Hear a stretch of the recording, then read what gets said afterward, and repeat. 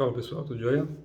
Bom, aproveitando aqui e dando continuidade a parte desse assunto e parte das perguntas, de novo, não sou dono da verdade, nem mestre de ninguém, então é só a minha forma de ver e trabalhar com isso hoje, e cada um aí se identifica se quiser. Em relação à questão de eu sou, de eu não sei o que, eu não sei mais o que, nas coisas que eu pratico, estou falando da minha verdade, então cada um vai ter a sua e a forma como eu aprendi com os meus mestres, a nível físico e espiritual, e como eu consigo traduzir hoje da minha forma. Em relação a eu sou, dentro das coisas que a gente pratica internamente, não existe. Então, nas culturas antigas, principalmente de cunho oriental, não existe um eu sou. Isso é uma coisa mais esotérica do New Age, né? Da idade de hoje, do pessoal que está trazendo outras coisas de uma outra forma. Então, eu não vou entrar num mérito que não funciona naquilo que eu pratico e que a gente conduz. Então, para o que a gente pratica e conduz, não existe uma diferença com relação a tudo que é imanifesto, e tudo que é abaixo do imanifesto é manifesto. Se é manifesto, é explicável, é dimensional. Então, existe uma dualidade, uma polaridade. Isso é a forma como a gente explica, para que a gente entenda sem nenhuma prática, tá? Porque isso, para praticante interno, é irrelevante. Não tem por propósito a gente buscar ser alguma coisa, ou se tornar um eu sou alguma coisa. Eu sou o quê? Não é nada. Não é nada. A gente está alguma coisa, a gente está humano, a gente está siriano, a gente está lagarto, a gente está, sei lá o que, Zé das Couve. Isso é irrelevante. A consciência, ela transmigra a energia de um ponto para outro, independente de dimensões. O que muda é a identificação a uma polaridade que atrai a partir de uma corrente magnética, que não é física, então não é nomeável. Estou explicando como magnético para ficar fácil de entender. Mas existe uma forma energética em que essa energia se atrai e repele constantemente para formar tudo e todas as coisas. Mas não é um repelir no sentido de afastar, é de se complementar. Por isso que eles falam tanto do yin e yang, como as duas primeiras polaridades, masculino e feminino, preto e branco. São as duas qualidades de energia, que na nossa forma de entender aqui, ela é manifesta, ou seja, ela forma os 5 elementos que conduzem o nosso plano manifesto aqui, nesse ponto do universo. Lembrando que o universo manifesto, pelo que se entende cientificamente até hoje, é muito pouco que é material, a maior parte é a matéria escura. E além disso, não é entendido hoje pela ciência em questão às dimensões. Em relação a dimensões, não vou entrar no mérito, mas já tem físicos, eu não sei se só no meio da física quântica ou outros meios também da física, que eles já compreenderam que pelo menos 11 dimensões diferentes é existente. Eu li uma reportagem há muito tempo atrás que falava sobre isso no artigo científico. Então já foi comprovado que existem múltiplas dimensões. Eles só teoricamente não sabem, falo teoricamente porque eu não sei toda a verdade, né? Não é o foco aqui falar dessa parte de teorias e não sei o quê. Mas enfim, eles já sabem que existe, eles só teoricamente não sabem como atravessar. O que a gente faz para quem pratica é aprender a projetar, desdobrar a consciência e bilocar a energia. Então isso é para alto nível, para quem realmente pratica e não para o pessoal que acha que faz. Então, todo mundo pode, desde que se pratique e tenha a realização. É a mesma coisa que quem faz uma apometria, quem manda energia à distância, por exemplo, um Akira Alpha, uma emissão de Tao Chi, fazer uma prática de Tao Chi, um reiki, à distância, a mesma coisa, ou de perto. A matéria não encosta uma na outra. Então, quando a gente pega e toca alguma coisa, na verdade a gente não toca, tem um espaço vazio. As moléculas, elas estão se repelindo quando elas se tornam comprensadas, de certa forma. Assim, eu não vou explicar a parte científica porque eu não sou cientista nem físico. Então eu não vou me atrever a explicar coisas que eu não tenho capacidade técnica para isso. A minha parte é da parte energética espiritualista, que é pelo menos a forma como eu conduzo isso dentro da parte interna. Então quando a gente começa a trabalhar a parte interna, primeiro a gente tem que abrir os nossos espaços internos, porque a gente entende que todo o universo manifesto, todas as dimensões, a gente tem um contato com isso, porque a nossa energia não se desconecta de nada.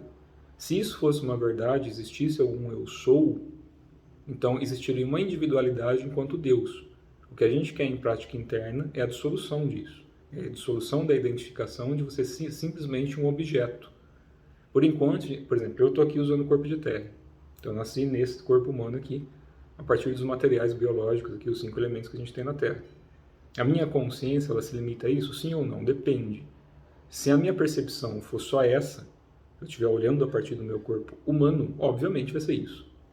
Quando a gente começa a praticar certas coisas, por exemplo, para quem se projeta no astral, se a pessoa já aprendeu a se projetar no astral, Então ela já consegue ver a dimensão humana, e quando ela biloca a consciência dela, o corpo humano dela continua aqui normalmente, a não ser que ela desencarne e rompa o cordão, né, que eles chamam de cordão de prata, enfim, não vou entrar nesse mérito agora, mas a não ser que ela rompa esse cordão, ela vai ter a percepção em estado de sono, enquanto o corpo físico dorme, da dimensão astral.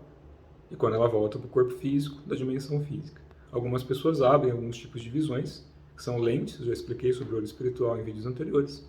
Então, conforme vai abrindo as suas lentes, você vai tendo acesso a outras dimensões e consegue acessar o corpo mental, o corpo causal, e aí por assim sucessivamente. Mas são corpos, percebe? Mesmo que a gente acesse lá 360 corpo dimensional, isso são só dimensões. Algumas mais sutis, algumas mais densas, algumas com coisas similares ao que a gente tem aqui, outras com coisas que não existem. E se não existe para a nossa consciência aqui, pode existir para outra consciência. Então, o certo e errado nisso não existe. Eu posso inventar agora 200 milhões de nomes distintos, planetas, inventar cidades astrais, enfim, eu posso criar um monte de cenários de planetas, de um monte de coisa. Se você não acessar e não se desenvolver e não praticar e treinar algo, o seu acesso é teórico. E a teoria não vai resolver o problema. Teórico, a gente pode ser de qualquer coisa. Eu posso ter uma teoria que ninguém nunca inventou. Como é que alguém pode dizer se ela está certa ou errada? É só uma teoria. Como é que eu posso provar isso? Aí é onde a gente entra com a parte prática. Se a gente vai fazer uma coisa externa, eu quero fazer uma receita de bolo, vai? Foi uma coisa bem simples. A gente tem que ter os ingredientes corretos para ter o resultado correto. Ou contar com a sorte do negócio dar certo ali por alguma mistura ali que não é tão comum.